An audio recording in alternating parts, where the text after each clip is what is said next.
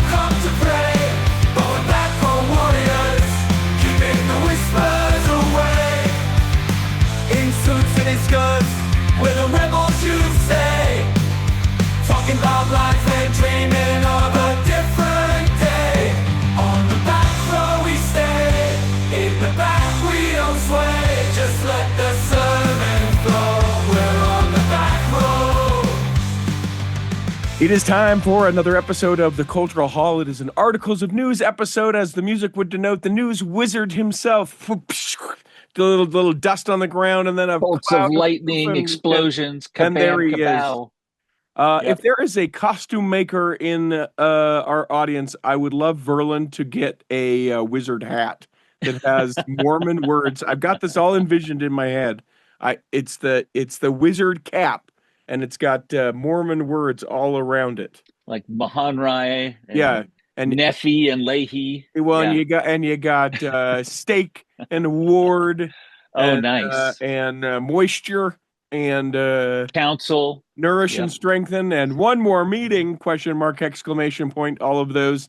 I also, you don't know this because you don't ever hear this part, but whenever I am about to record with you, a song comes into mind. In fact, most of the time before I record with anyone, songs come to mind, but there is one that repeats when I'm with you. Really? What is that? I'm really curious. Well, we've never talked about it before because there will be three people that know what I'm talking about. Oh, no. But here we go. So the song that comes to my mind is Verlin, Verlin, Verlin, keep them doggies, right? It's Rollin' is the actual song. But here's the thing. Yeah. When I was in college, Rawhide, by the way. Yeah. I went to school, southern Utah, and right over the border into Nevada was the Virgin River down in Mesquite. And that's right. And their ads on the radio would be Virgin, Virgin, Virgin, then it'd be Virgin River down in Mesquite. And for whatever reason, my mind has made the connection of Verlin River down in Mesquite. Well, for that particular combination of words, that's not the worst association. Oh, no, I've heard your wife say way worse about you in the background. Oh, you're doing that again? Oh, that thing, Verlin? How's that truck? Are we still driving and loving that truck, Verlin? No. We're still loving the truck, yeah.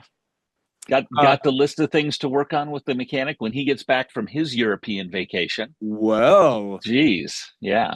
Is he going to Europe to drive a car home? Because that won't work quite as well. No, he's not. He's over there. He should be home in the next couple of days. But he did the grand European tour, went to London, France, and then went over to the continent and has driven through France, Belgium, Germany, went to Sweden, and then took a boat to Reykjavik. Of course. And of course, that's just around the corner, and has spent some time in Iceland and should be heading home soon. Okay. So he can work on my truck, for heaven's sakes. Well, and you funded that trip. Not yet, but it's I haven't spent that money yet, but it's coming. But he has. He has. Yes, he has. Construction update from the Youd household. How's that going? Well, we abandoned our home about almost a week ago now to come out to New Mexico.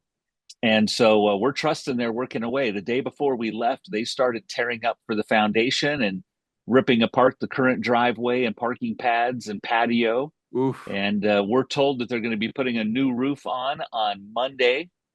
This week has been a little slow, they say, because it's literally rained every single day this week in central North Carolina. Yeah. We're a little behind the rain. We're a little behind. Guys, we started 7 days ago. Yeah, we're a little behind. Right. Now he's already playing that tune, but I reminded him in our contract, we put the time period that it would be, and that included the usual weather of North Carolina. So well, I wish for you better luck than with me. Let me tell you briefly what's going on. Please, what's at the Homesteadman 2 construction in your home? Well, so we have my house, and because we don't like people, although I'm very likable here on the show, in my private life, it's all he puts it all on. It's like when he's acting. Yeah. Yes. I like to be on, and then when I'm home, I like to be off, and please leave me alone. Curmudgeon. Yes. Yes. Yeah. Who is that? Why are they walking across our lawn? Why can't they have the dog go to the bathroom? Get your balls Someone out of else's my yard, you stupid kids. Yeah, there's no kids in this neighborhood.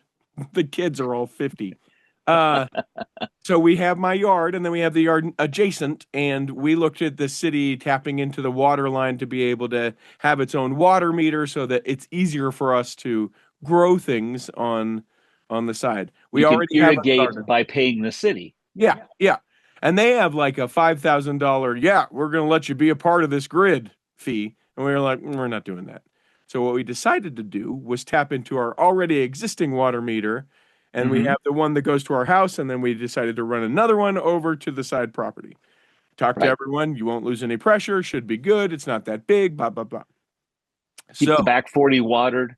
Yeah, yeah. Install an outdoor shower for when Richie's in trouble. Yeah.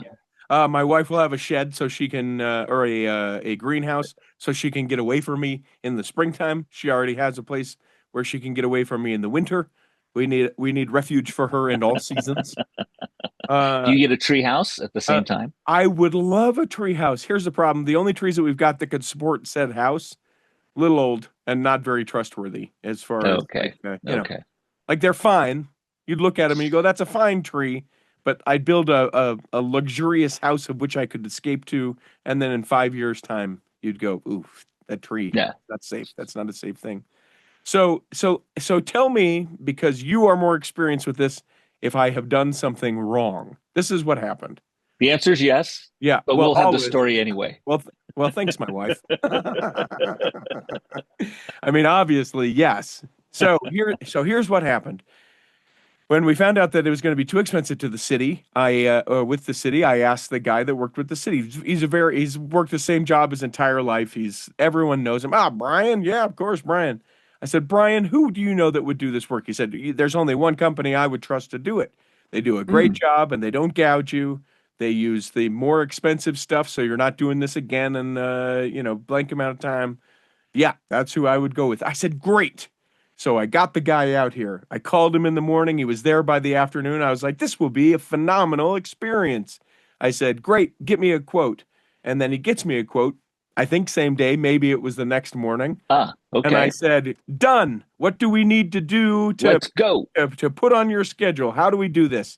Do I pay half up front? I'm more than willing to do that. Let's get you here. Yeah. Half up front, get me on your schedule. No, we don't do that. Okay. Well, I would like to get on your schedule, please and thank you. So, it's not, this is, at the time I'm making this call, this is the middle of April. And so I'm like, okay, it's still early. We're fine. Good spring planning, sure. Yeah, we got plenty of rain coming down. So then I was like, yeah, okay, well, when you guys can, love to have you here and do that. So it gets to be the 1st of May. And I say to the person on the telephone, hi, you guys came out and gave me a quote a couple of weeks ago. I would like to get on your schedule. And essentially what I hear is, well, you're on our board. You're on the list. And then they said, oh, and our office admin, you did her daughter's wedding. I was like, oh, who's that? And then there was a whole side conversation. And I was like, great. So I clearly must be on the list. Yeah, I must really be on the list because they wouldn't have made that connection. Now. They wouldn't have made that connection if anybody, whatever, right? So I'm like, great. So here's the deal, guys. I know you guys have a lot of contracts going on and you do a lot of work, and this doesn't need to be done today, but I'd like it in the month of May. Can we do this in the month of May? And the guy's like, oh, yeah. We'll get you done in the month of May. For sure. Come on. In the month of May, it's a whole month. I said, yeah, I'd really like it done by June 1st. And they're like, yeah, of course. So it gets to be the 20th of May. Right. And I called them up and I'm like, hey, so I know we talked about by the 1st of June, but like we're 2/3 through trying to lay the schedule out now. I got to fit it in. Yep. Just want to know what's going on. And what I hear is, who's this? Oh yeah, we'll be there tomorrow. Which was clearly, oh crap, we forgot. Who is this guy? Yeah, we'll be there, right? And so then again, in like true company form or whatever, they come. They're there the next day. He has a much too large backhoe, and just rips my yard apart, right? It's like, hey, you know what? We could probably dig this with shovels and be kind to your yard. Nope, we can do this in an hour's worth of time Not with even a a backhoe. trencher. He had to Yeah. do it with a backhoe. Yeah. Oh, yeah. Okay. It's the smallest backhoe I could get, he said. So digs it up, digs it, finds a thing, does it, whatever, right? Connects us and then runs the pipe. And then in their last few waning moments, they nail the cable and the telecommunications cable and knock out internet and Oh, cable for everyone on the private lane adjacent to me. Just split it in half. And they're like, "Well, yep. we can't finish it until the cable gets fixed, and they won't be here till Friday." This is last week, right? This is Tuesday. Wow. They're like, "Well, the cable won't be there till Friday." And in my mind, I'm thinking, "Good for you, cable people, that you can be the way that it's like these people don't have telecommunications, and you're going to give them 3 days. Thanks a lot." Okay. But guy comes out and does the equivalent of the job fixing the cable that I would. I'm not sure what he did, but it looks like he put saran wrap on two ends and just was like, "Yeah, it's fixed." And it is fixed. Mash them together. It Yeah, yeah, works. yeah. Must not Hey, be fiber. Must yeah, be old copper wire. yeah. Hey, it works. It works. Haven't heard from the people to finish up the project. Now, as we record this, it is the 29th day of May. We It have is. today and we have tomorrow Mm-hmm. for them to be able to complete the project within the time frame of the And month of Saturday, May. Yeah, they don't. theoretically Yeah, Saturday. theoretically Saturday, I'll allow it. But here's the deal and the dilemma that I have left myself in. Like I don't want to call them, Of course. but I also want to call them. So I'm sort of doing this back and forth thing because where so they dug the trench, right? And they put the grass back. It is like you are walking, I don't know the best way to describe this, but it's so uneven and big pits. And the guy, I talked to him. He knows me from other eras of my life. I Yeah. just said, yeah, I just want you to treat this like it was your yard. So if this is a better component, do the Well, better there's the component. mistake you made. You asked him to treat it like his yard instead of his mother-in-law's yard. Well, and maybe that's what I should have said. But what I want to do, I don't think that, but what I want to do is let the month of May lapse. I want to call them. I want to get the guy's address and I want to go and take pictures of his house. And then I want to have him come here sometime because at some point they're going to want to get paid. I think. Maybe So not. you've paid him nothing. I've paid him nothing. At some Oh, point they're going to okay. want to get paid and I Yeah. want to be like, "Hey, so I'm not being a jerk, but I just want to rewind this a little bit. You guys said no problem in the month of May and it's June. You said Mm-hmm. that you would take care of this place like it's your house. Here's a picture of your house. That grass looks very even. Mine does not look very even. And yet you're expecting me to pay this amount of money and I have a really hard time with that and I just want to lay it out like that and be like, so tell me what you would have me do or how what you would feel if this happened to you." That's horrendous. Yeah. My temptation would be to do exactly what you talked about doing, but then I would cave in on my intention and I would give him a call Yeah. and say, "Hey, dude, I don't know what's going on. Have I done something? Have I said something? Yeah. It has Yeah, I someone know. told you what's going on here?" Yeah. They literally have just forgotten me. Uh, Impossible. No, I swear. I swear. And here's just so that's the thing. I could fix it. They've put sprinklers back in the wrong place because they broke sprinkler pipe. And so they put sprinklers back in the wrong place and it's super uneven and like just unsatisfactory, right? Yeah, And for the amount of money, like it's not $10,000, but it's right, thousands of dollars. right. This project that they did. Like I just don't feel like I should have to go out and adjust where the sprinkler is and find dirt No, and level out the grass and all of these things. totally agreed. In fact, you can have that discussion with them. Say, "Hey, listen, I'm a small business owner. Right. I know how this is tough, Yes. but I don't think I feel comfortable giving you a 5-star rating online with how this has worked out so far. Sure. What are we going to do about that? I want to Yep. be able to give you a 5-star." Yep. Yep, and I'm going to have to be like that. Now, here's the other thing, and maybe why I'm a little bit more fired up. When he first got here that day with the much too large backhoe, he says, "So are you retired?" And I just was like, what is happening right now? What? How do I look old enough to be retired? It's over. Maybe that's why I just have a whole thing just mad. No, I'm not retired. No. That is maybe Something's flattering. wrong. Something's wrong here. That He's is off his maybe meds. flattering. I don't know. I don't know what the deal is. Well, let me contrast a little bit. So the guy's tearing up our driveway. Oh, yeah, rub it in. Here we go. Let me hear it. The internet connection comes through the driveway. Okay. Underneath the driveway. Well, evidently it wasn't as deep as they thought. So on day one, they cut the internet connection. In our case, it's Google Fiber. Okay. Right?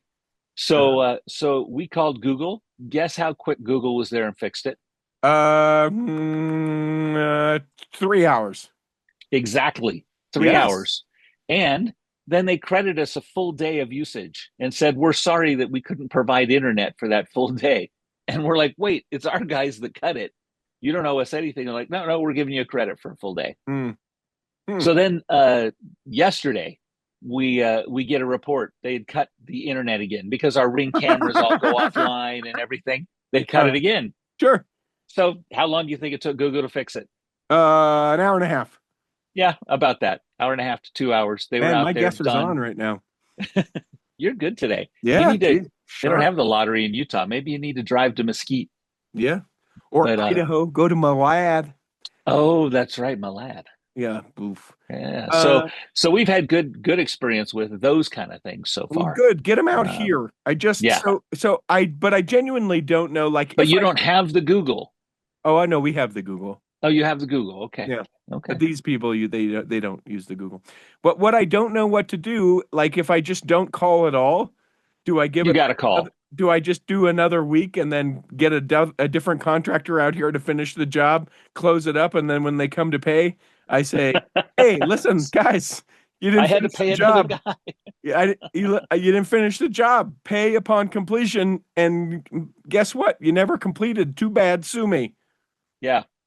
Because ultimately, and you nailed it right on the head, ultimately, you know how long I'd stay in business if I didn't call people back and do the work that people asked me to do? Zero long.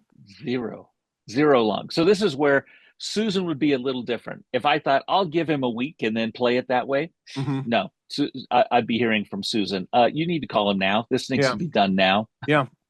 Yeah. Take care of it now. All right, Susan. Now I hear Susan. Give him a call. Now I hear Susan in my ear. Got an email, a couple emails. I'm trying to stay up on this now. And one of these it's not an email from Brian saying, gotcha. Yeah, no. All right, here you go.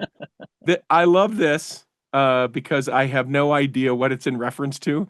So Chris emails, subject title of the email is 932.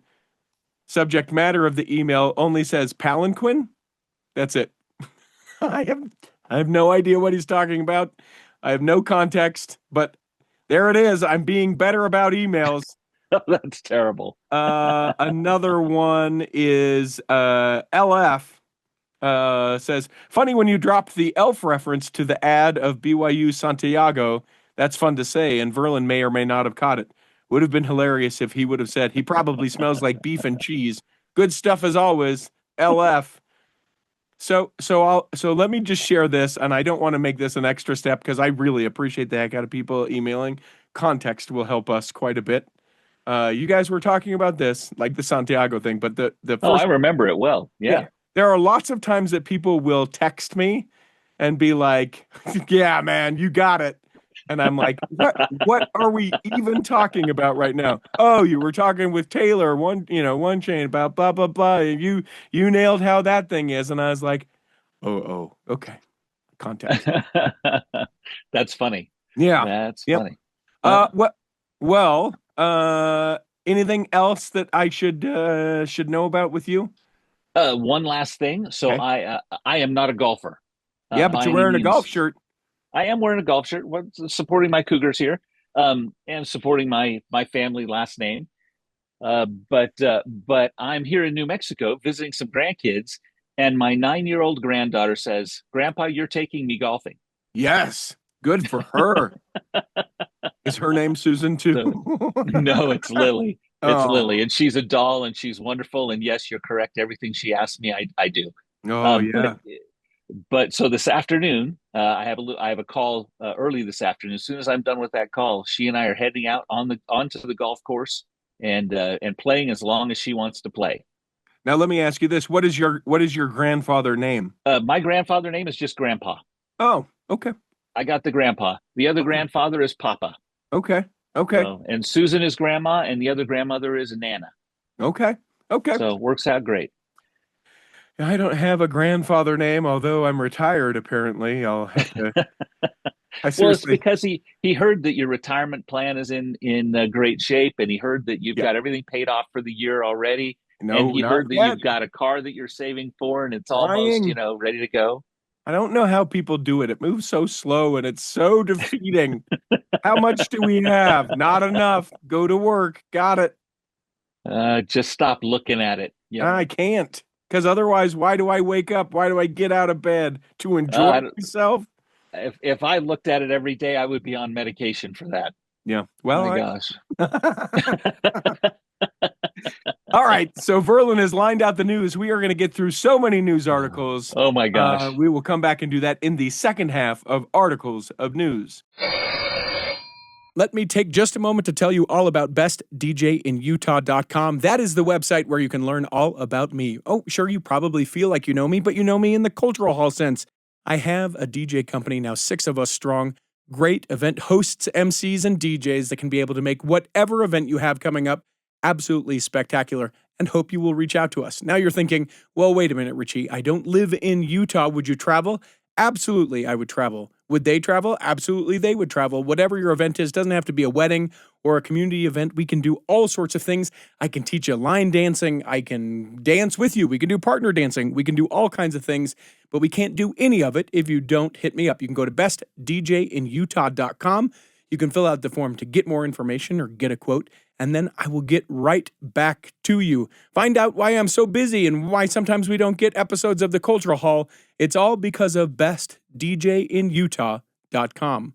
Here in the second half of Articles of News, we do actual Articles of News. Hit it, Peter. You can't lose Articles of News. And away we go. Verlin, I need to get you. You are a sports fanatic. Is the BYU gonna play? Will he take a snap? That's all that they're talking about here in Utah, because it's a civil case.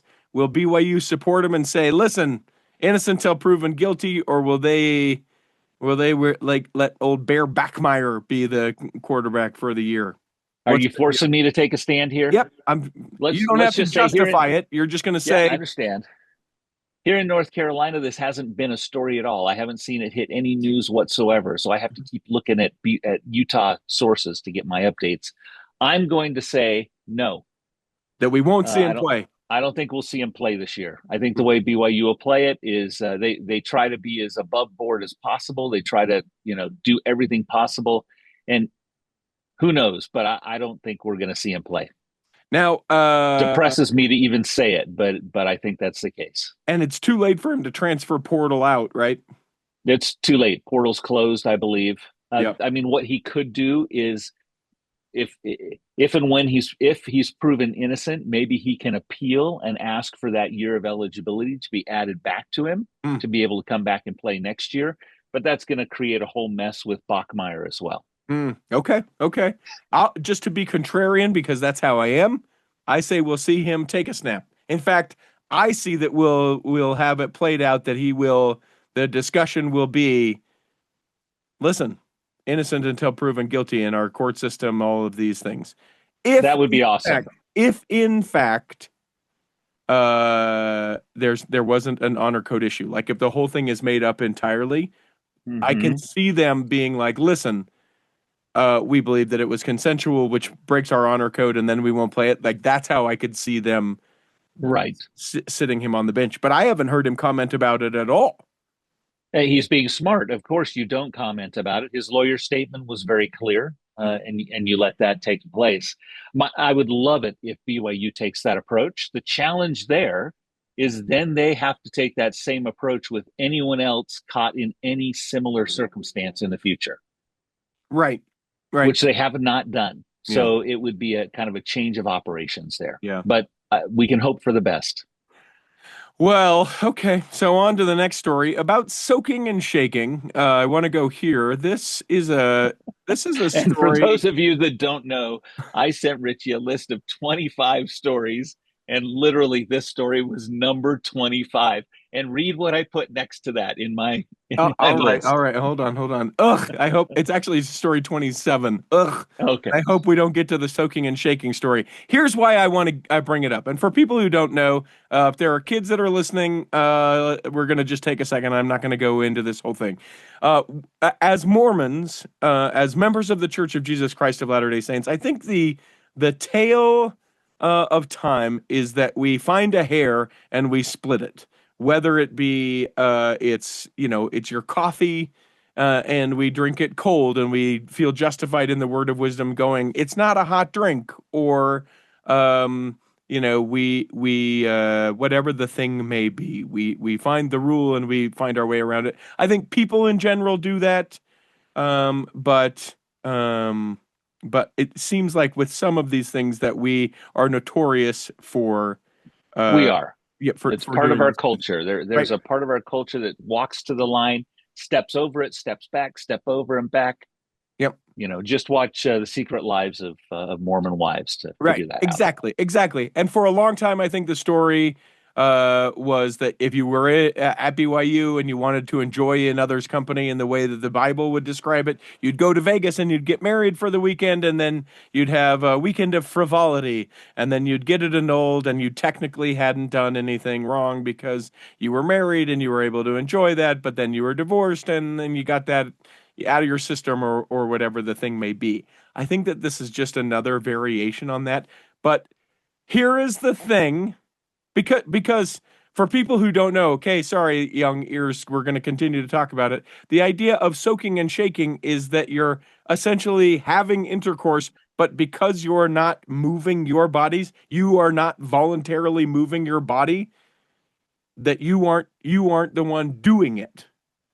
And so if they shake the bed, or you just this is graphic, it just is in, then that doesn't count as intercourse, which is a split hair that doesn't count. But here's why I bring it up. I went to a show last night up in Ogden. I went and saw the Who's Live Anyway, which is like Whose Line Is It Anyway, and they do a touring cast and they come around. Mm-hmm. It is a big joke on a big scale. I think I'm like, guys, we don't do it, but on like a much larger scale, the world looks at Utah and goes, that is ridiculous. So that's why I do that story first. So here's the reason this is the only time I will ever talk about this topic ever again on this podcast. Okay. Leaning in. And that is because, number one, I totally agree with you. We have this culture that we split hairs. Number two, do I think this soaking thing has ever happened? Okay, maybe I can say maybe it happened once or twice. Number three, can I see any way mentally, using any gymnastics possible, to say that this would keep me on the right side of the line of the law of chastity? Mm-hmm. Even when I put myself in my worst thinking 17-year-old brain, which was pretty bad around these kind of topics, I can't even imagine someone thinking anywhere near this. Number four, we are all so embarrassed about this kind of topic that someone doing this and having other people in the room actually shaking the bed, that is, again, a step too far. And number five, it's become such an urban legend that it's actually becoming more popular to talk about than polygamy. Oh, yeah. So why give it any more air whatsoever? I think it's a 99.999% fallacy that this happens. It's not common. I don't know anyone personally who's ever participated in anything like this. Mm-hmm. And I've been in forums where I should have heard about that if it was happening. So I think it's an urban legend. I think it's one of those things that my brother's sister's first cousin's nephew did this. Sure. Right? Or I heard about this from my mother's second uncle's brother. It's just ridiculous. So don't ask Verlin to be my shaker. Got it. Well, that was the funniest part of that article to me. What an honor it would be for me to be asked to be the shaker of a Mormon couple. All right, let's move on. This I thought was so cool. This was the coolest thing. So for a long time, people that don't know, here in Utah, there's this little park that's right by the Cobb, which I didn't know what the Cobb was until the other day. It's the church office building. There are lots of people that call it the Cobb. I didn't know Really? that. Yeah. More people call that, less people call that the Cobb than people talk about the previous topic. Adjacent to the Cobb, there is a little park. It's a little pocket park in downtown Salt Lake. It's Brigham Young. What is it called? Is it still there with all the construction? Yeah, it's the Brigham Young Historic Park. It's teeny. Okay. It's teeny, teeny tiny. In fact, literally, as you're walking, don't blink because you might miss it. It's not very big at all. And for the last couple years, in the summertime, they have done a concert series where you could go and see great LDS or LDS adjacent artists there in the park. Well, now, why have I never heard about this? This is so cool. Yeah. So now they're doing conference center rooftop concerts. So it will This is brilliant. The greatest. It's so good on so many levels. They will alternate between this little pocket park, one on a roof level and one at ground level. Yeah. Every other week, boom, boom, boom, different places, and they're great LDS artists. It's people like Madeline Page, Dallin Bayless, Yehosh Bonner, groups like Los Hermanos de los Andes and Polynesia. It's just a cool idea. You can park for free in the north parking garage, and you can go and be able to see these. You can find a link to all the different concerts in the show notes. You can go to live performances at Temple Square if you just want to find it. It's every Friday and Saturday evening except the 4th of July. And here's what's so great about it, I think. Bringing people downtown, bringing people closer to the church, having a night out in a beautiful city, being able to promote these artists. And if you're looking something fun for something fun to do, family and all that kind of stuff, why would you not bring a picnic and go check out a free concert in downtown Salt Lake and the conference center? Great views, great place, be able to park. It's a brilliant idea. So the minute I saw this article, I thought of a certain music video from my college days. Any idea what music video I thought of? No, I'm not very good on music videos. I'm great on music, but not music videos. Okay, U2. I'll give you a hint. U2 did a music video where they're on top of a building playing an impromptu concert no one knew about for the song The Streets Have No Name. Okay. And they're on top of this building in Hollywood, and at the very end, they get shut down and the plug gets pulled by the police because they didn't have a permit to be playing that loud downtown. As soon as I read this article, I'm like, wow, what kind of concerts could they do on the top of the concert center and do a video and get the plug pulled? Yes. So then I started thinking, okay, who's the LDS or LDS adjacent artist who's most likely to go do that?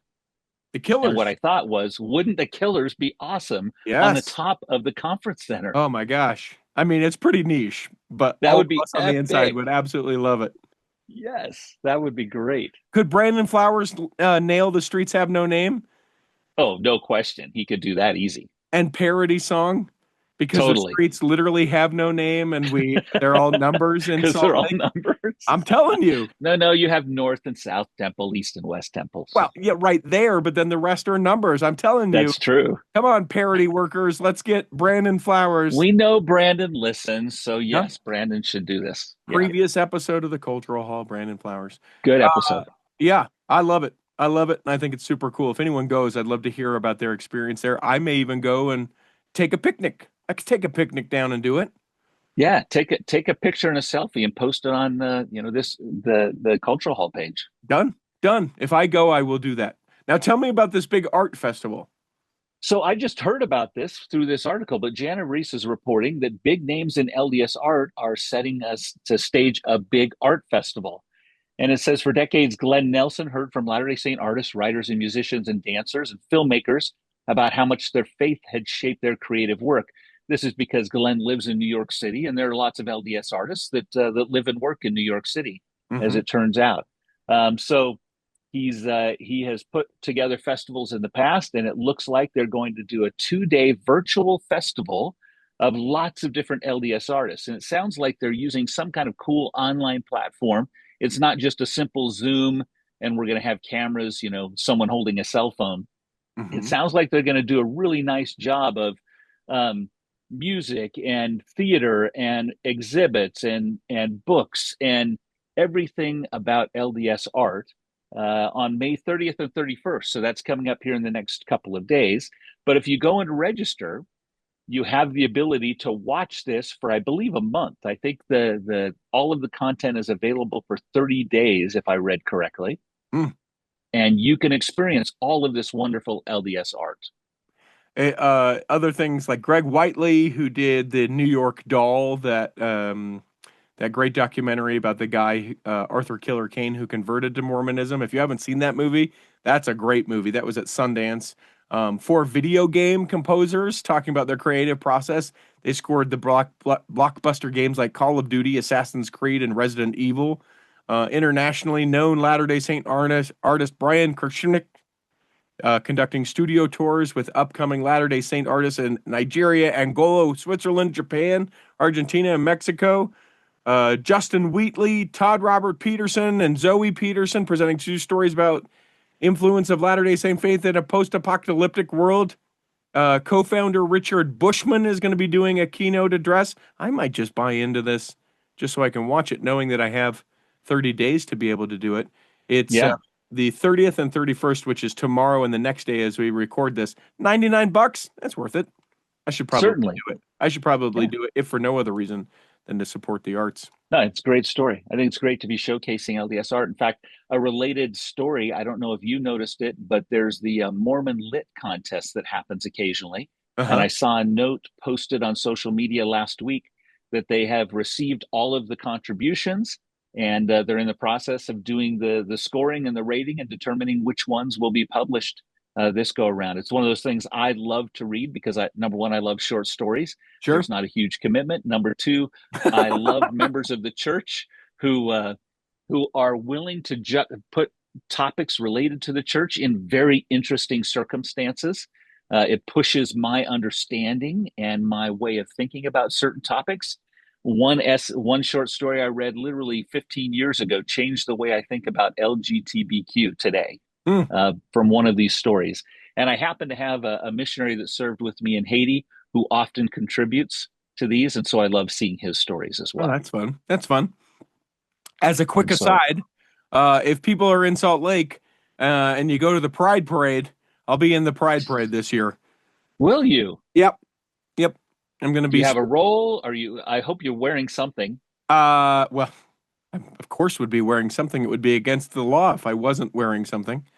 I was able to purchase from Kohl's, of all places, a suit jacket, a short sleeve suit jacket, and a short sleeve and shorts, and a tie that are rainbow. So I will be atop afloat in the Pride Parade this year for Grand America, the hotel chain. Nice, the hotel chain. Okay, I thought you might be the master of ceremonies. No.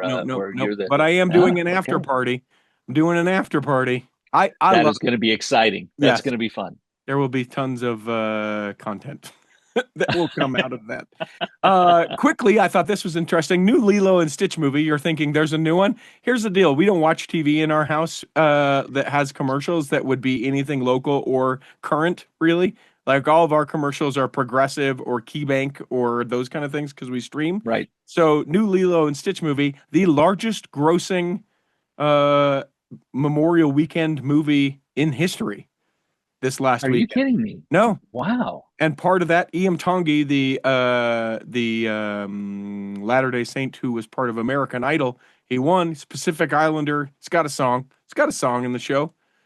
That's awesome. So now more people have listened to him over a weekend than ever before. Anyway, it's cool. Now this is the live action version of Lilo and Stitch. For those of us that are classicists, I actually watched the original Lilo and Stitch movie with my grandchildren 2 days ago. Oh, and are you going to go take him? Is Lily going to come up and say, "Grandpa, you're taking us to the movies tonight, and we're getting popcorn, so don't be cheap. I don't know. She might. I hadn't heard it yet, but she may listen to this episode and drop it on me. Boy, I hope she doesn't. Not after how we started. Sorry, Morgan. Yeah. Sorry about that. All right, let's go to Paris. You and I, let's do it. Yes. So I read the headline. The headline was Historic Paris Tabernacle to close for major renovation. I thought immediately, well, they just opened Notre Dame back up. So it's about time they renovated the tabernacle in Paris. But that isn't what they were talking about. They're talking about Paris, Idaho. The tabernacle in Paris, Idaho is 137 years old. It's nestled in the heart of Paris, the iconic red sandstone building with its unique features and hard to miss for anyone traveling along Highway 89 through the small southeastern Idaho town. I'd heard about this tabernacle. I've never seen it. I've never been to it. Oh, wow, really? But it sounds like an impressive building, 1,500 seats. And it sounds like it's been a wonderful cultural center point for the town of Paris for 137 years. And now it's time for a renovation. It is an incredible place. Here's how incredible it is. Not that, whatever, as with what I'm about to say, but my wife, who doesn't much care one way or another, she indulges me on the things that we go to. When I'm like, no, we're in this place, we got to go here. Paris is just north of Bear Lake, so anyone that would go to the Paris Tabernacle would be there because they got their raspberry shake from Bear Lake, and then they're going to go on a drive, and then they'll go on a walk. It's incredible. They do massive concerts, and that's why it's waiting until after the 4th of July. They do a huge, this thing fits 1,500 people, and it's someone's calling to just work on like that weekend's performance for the entire year, and they'll bring people in and all this stuff. It is an incredible place. You should come. Well, it had an incredible start as well. I was surprised to read that in 1884 construction started, and the architectural designs were done by Joseph Don Carlos Young, one of Brigham Young's sons. I was going to say that's got to be a name from Mormon history because it's Joseph Don Carlos Young. So you got the Smith names plus the Young name. Yeah, you got a little McConkey in there, and you got a little Hinckley. That's right. They get a little Kimball.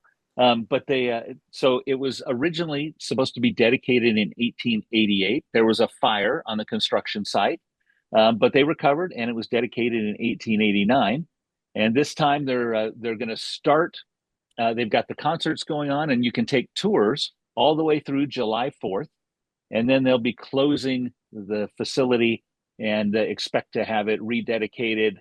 It looks like, when did they say? I want to say it's like 18 months, right? Something Yeah, like that. I think it's about an 18-month program. Yeah.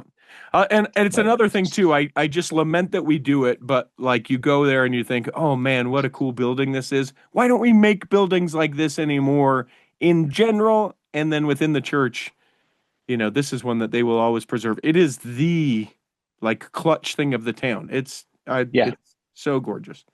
Well, and last time we spoke, I think I reached eloquent about how great the Oakland Interstate Center is next to the Oakland Temple. Yes. And how I feel about this is even more so. I mean, this is much older, has much more history to it. It's amazing. Iosepa or Iosepa, if people don't know, this is moving to the next story. This is an interesting place in Utah. Translated, it means Joseph. Iosepa.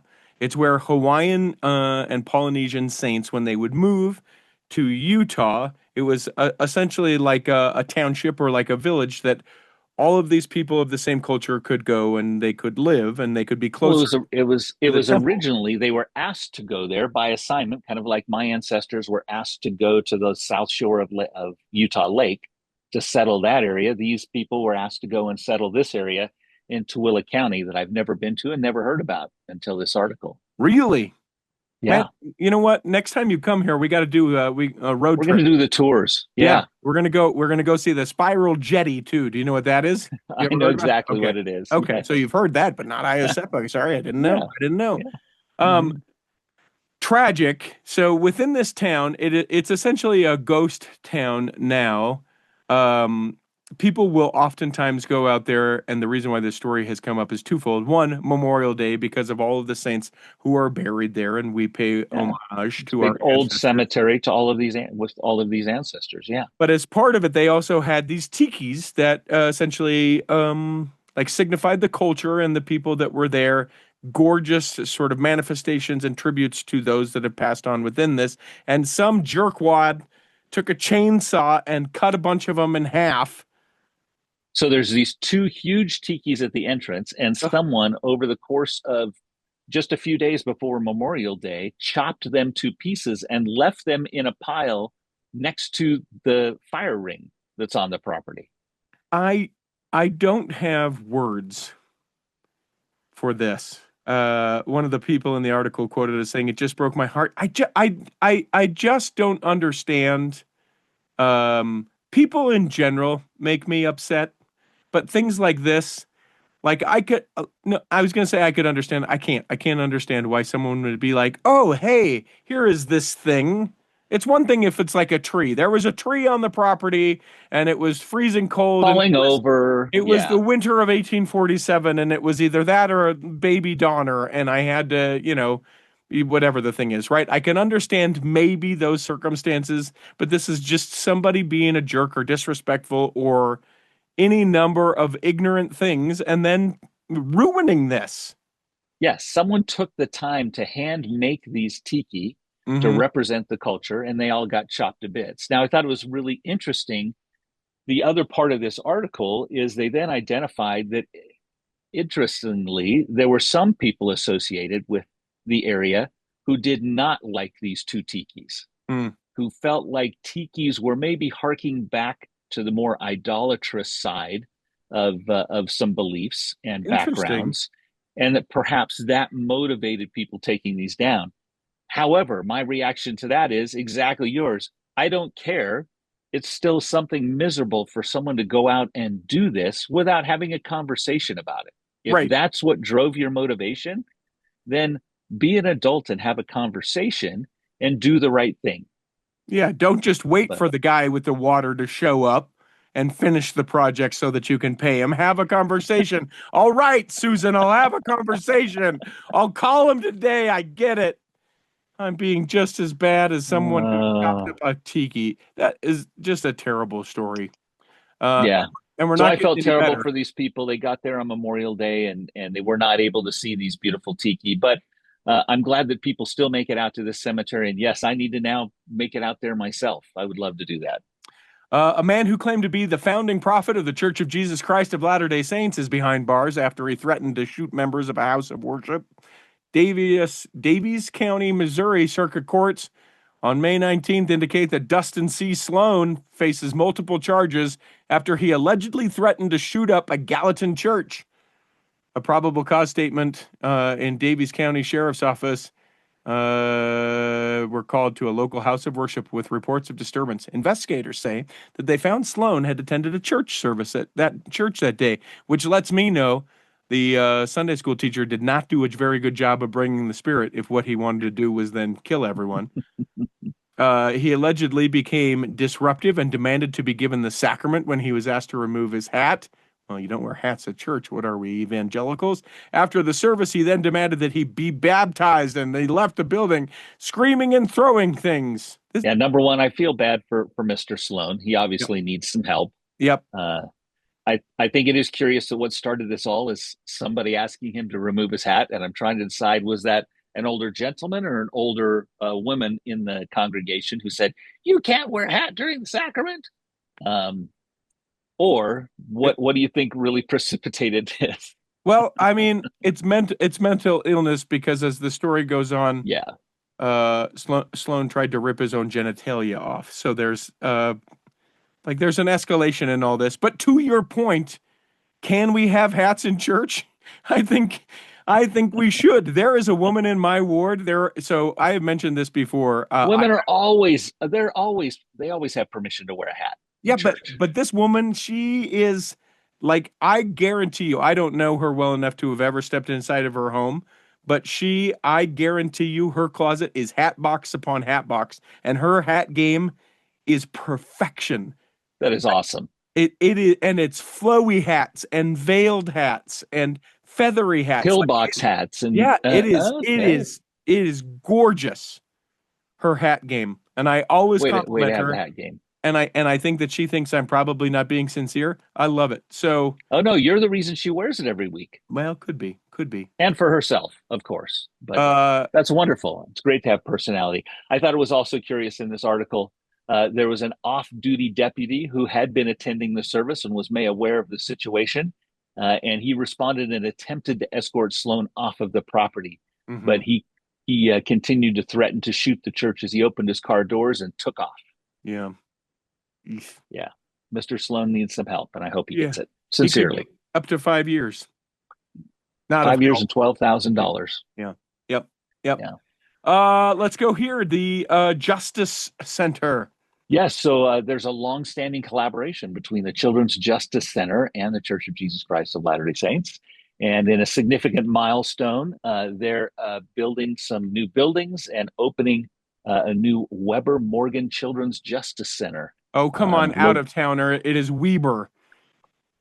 Here in the state of I Utah, know we lots are of people we, here with that last name, and they say it Weber. So I'm but choosing to we say it the way my it's friends not say it. it's not Weber Grills, it's Weber Grills, but here in the state of Utah, it's not Zion, it's not Alta, it is Weber and Alta. Oh, you mean this goes in the same category as Oregon and Nevada? Yes, Okay. Nevada. I'm a Nevada fan myself. Sorry, didn't mean to interrupt, but it is Weber. No problem. So, this new center is a collaborative effort to provide comprehensive support to children navigating the trauma of abuse. Mm. It will serve as a place where forensic interviews can be conducted in a child friendly environment, medical exams can be performed, and all kinds of support services can be accessed for these young people who suffer the most tragic experience in their lives.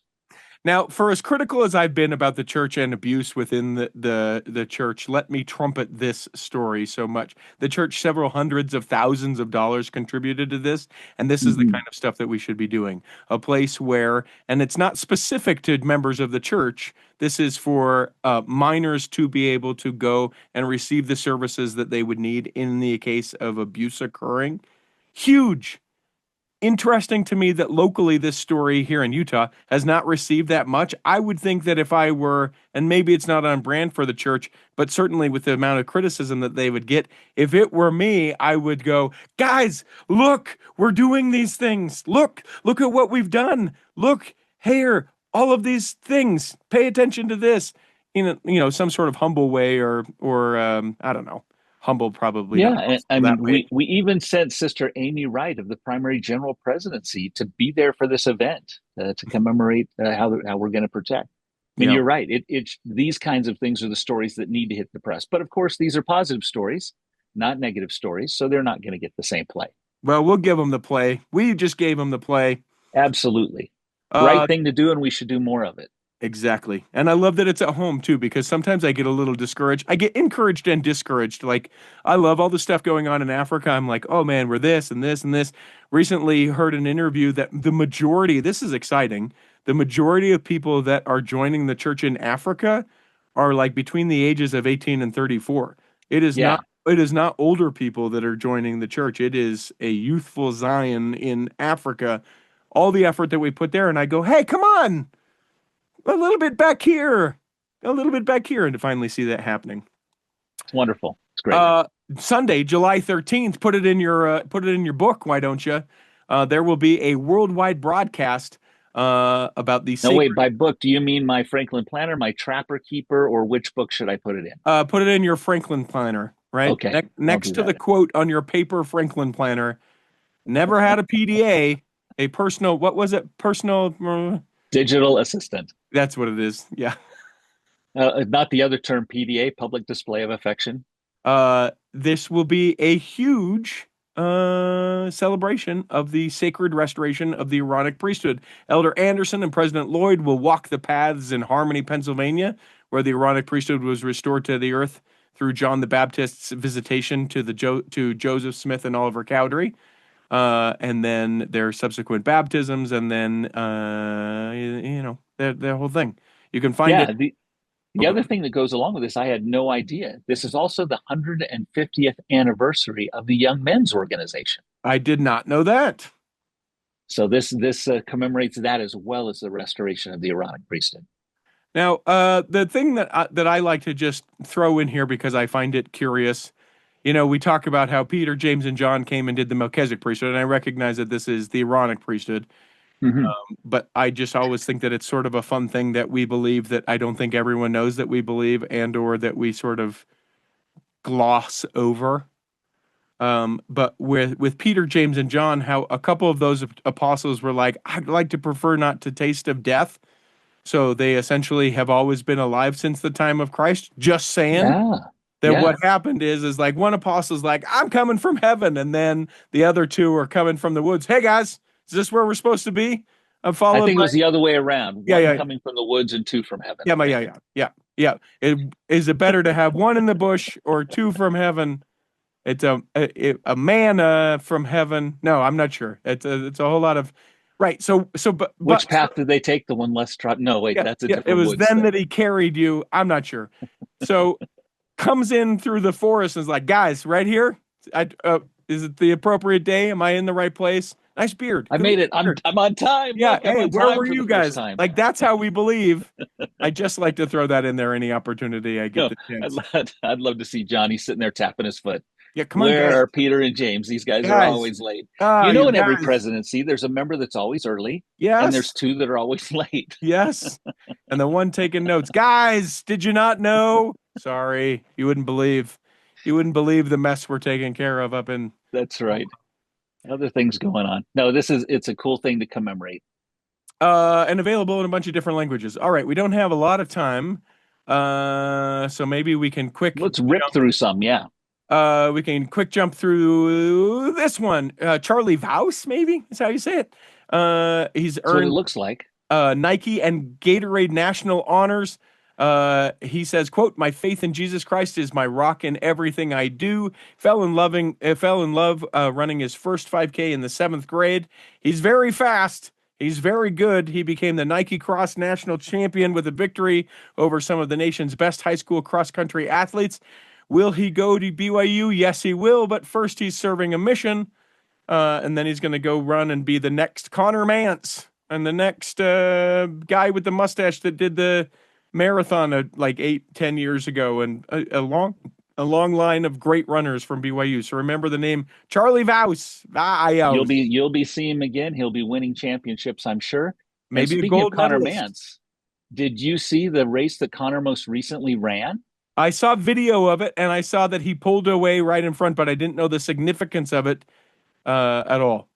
I don't know it at all, the significance either, but I saw the video that it looked like he was about 100 yards behind the leader, and the leader, I believe, was from Nairobi, and they turned the last corner of the race, and Connor speeds up and kicks, as they say in running, and he passes him just before they get to the finish line, and the crowd goes nuts.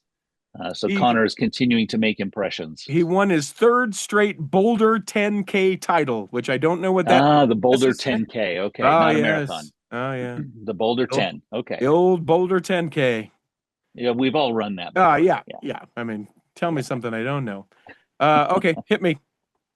So the next one, the Prime Minister of the Republic of Congo and Elder Suarez met together. I think this is wonderful. Elder Suarez has visited the Republic of Congo. And so it looks like the Prime Minister came to the United States, met with Elder Suarez, and talked about all the good things the church is doing in the Republic of Congo, building a temple, working on projects in sanitation and food security, and doing all kinds of good. And I'm sure that the Prime Minister of the Republic of Congo is seeing the benefit in his own country of people joining the church and the kind of impression that makes not only in their religious life, but the way that changes people in their public life also. Well, and one of the huge draws in that podcast I was listening to, one of the huge draws is the educational component with BYU Pathway, making education possible. And you educate people of a country, that country will change, and it is changing. And it's so significant. What I loved, it's Elder Suarez, who's Brazilian, he said? I believe so. And then the Prime Minister of Congo. So it's two not Utah guys. I love it. Not great. Utah, not U.S., not Canada. Yeah, I thought that was incredible. And then we bring it back to the U.S. Former member of the church, Marco Rubio, you knew that, right? Yeah. Yeah. Was baptized to remember that was a big deal when he was going to run for president. Guys, I'm one of you. For like a day I was, but I was baptized. And he's still on the records. He's still on somebody's record. Yeah. Somebody in some elders' quorum is saying, is he a do not contact? Will he accept a ministering assignment? I don't know. They're out in DC. Oh, jeez. I just got Rubio as my ministering thing. Oh, he's my junior companion. Yeah. Some Democrat in DC is like, oh, come on, guys, Marco Rubio. Anyway? He said this is this story essentially dumbed down, boiled down. Hey, so no, you're not dumbing it down and boiled down. It's an extremely simple story. Yeah. To be honest. Listen. So the government's not going to do as much, so we're going to need churches to give aid to other people. Done. And Senator Curtis says, "Don't you think you need our church to help you with part of that aid?" And he says, "Absolutely." That was the end of his quote. Yep, we'll take your money. You bet. I will take your money, he says. There was an interesting side note here. Evidently, Senator Curtis from is Utah, involved Mormon. From Utah, recently elected, actually. And evidently he is participating in some of the climate change conversations. And part of his conversation was about whether the GOP would continue to support participation in some of those climate change conferences, like the Conference of the Parties that happens. And I'm sure he's trying to lobby to make sure that that continues to happen. Yeah.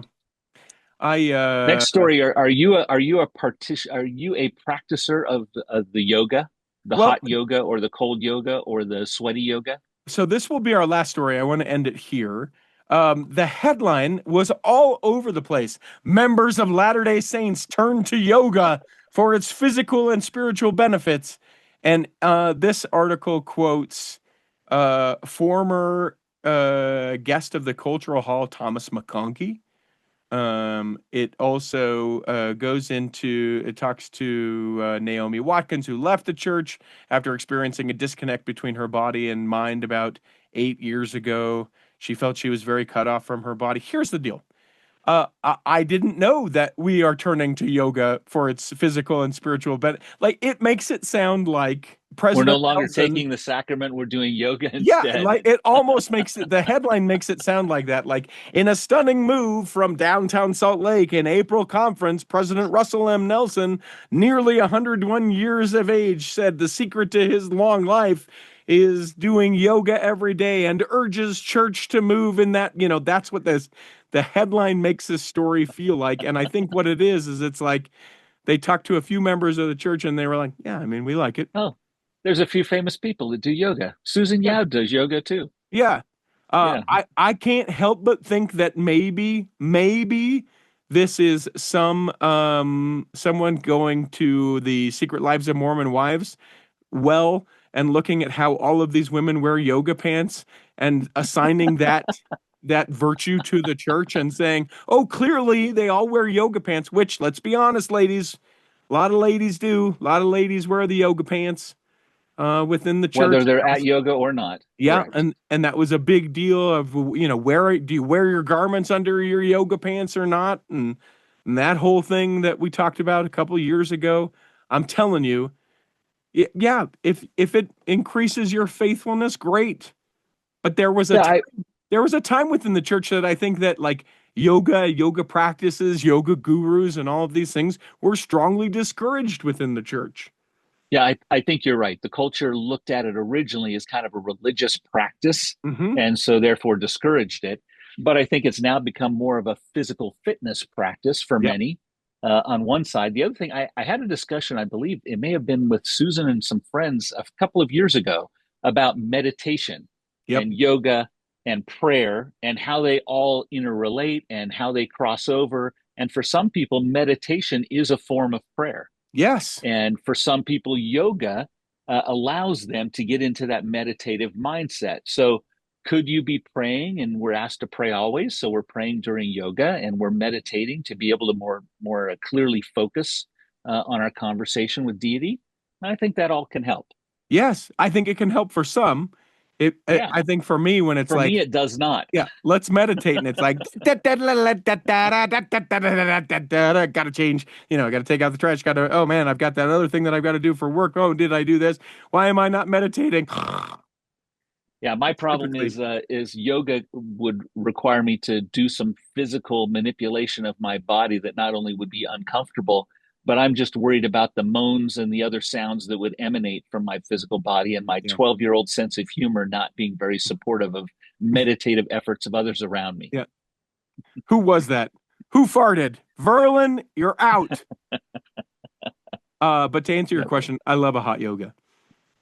I have never done a hot yoga, and I can't think of anything that may sound less fun than hot yoga to me. Well, let me so I want to encourage you to try it.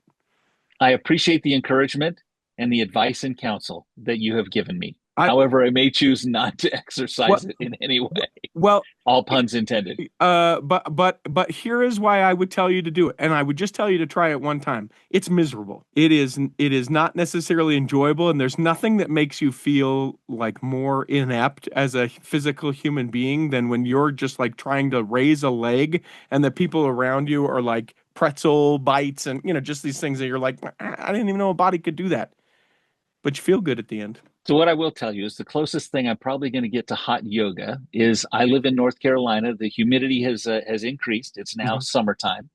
My truck does not yet have air conditioning. There it is. So I will get in the truck, and the first block or two I'll drive without the windows rolled down. That'll be the closest I get to hot yoga. Okay, listen, I'll take it. And then at the end, roll them down and say, Namaste. Namaste. All right. Well, that's it. Those of you that live in Weber County. Oh, boo. News is great as always. Send us an email, contact@theculturalhall.com if you would like to be a sponsor of the Cultural Hall Vault. Still looking for someone to come up and pony up that. You get an ad and everything, and we can change that ad up quite a bit. I have no idea how popular it's going to be, but we have nearly 1,000 episodes that will drop in the vault over time.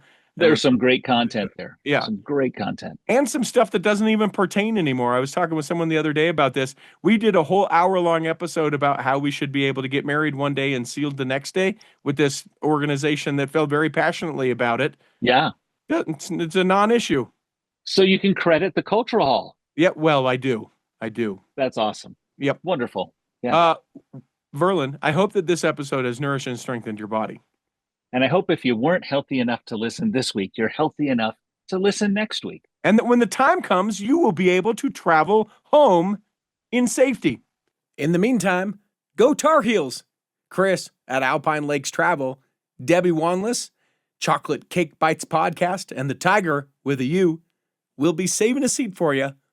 Way back here on the back row of the Cultural Hall. Save me a seat, it's sure to be neat on the back row. We really gotta go on the Cultural Hall show.